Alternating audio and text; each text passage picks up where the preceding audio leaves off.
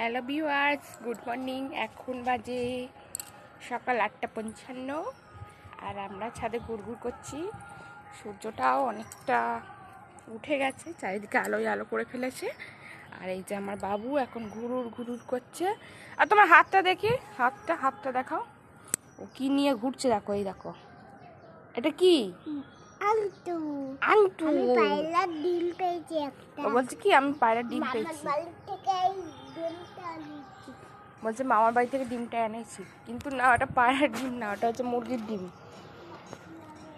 মামার পায়রা ডিম পেড়েছে, ওই ডিমগুলো দেখেছে। তো ওই ডিম মুরগির ডিমের থেকে সাইজ একটু ছোট। ও ভাবে কি ওগুলো হচ্ছে কি পায়রার ডিম। আর সকাল হয়ে গেছে, যে যার কাজে ব্যস্ত হয়ে পড়েছে চারিদিকে। ওই যে ওইদিকে দুজন ট্যাঙ্কি পরিষ্কার করছে, দেখা যাচ্ছে। এইদিকে মিস্ত্রিরা কাজ করছে, ওইদিকে আকাশে প্লেন উঠছে, এইদিকে ইঞ্জিন ভ্যান যাচ্ছে। মানে যে যার কাজে ব্যস্ত হয়ে গেছে মোটামুটি। এই যে পাখির কাজে ব্যস্ত আছে।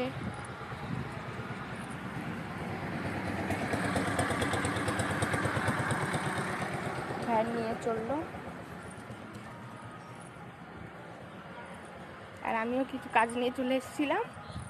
এই যে কাপড় জামা মেলা হয়ে গেছে, বাবুর জল গরম রোদ্দুরি দেওয়াটাও হয়ে গেল।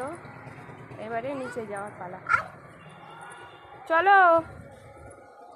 বাবুর বলটা সারা রাত এখানে ছিল ছাদে, ছোট হয়ে গেছে।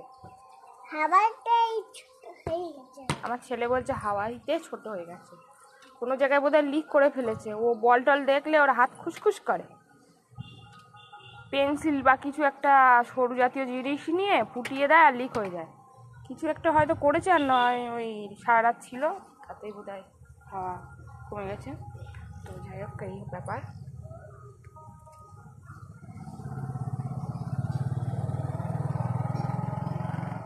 সব চারিদিকে ফুল আর ফুল।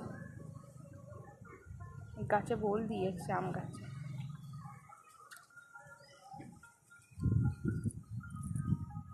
টাটা।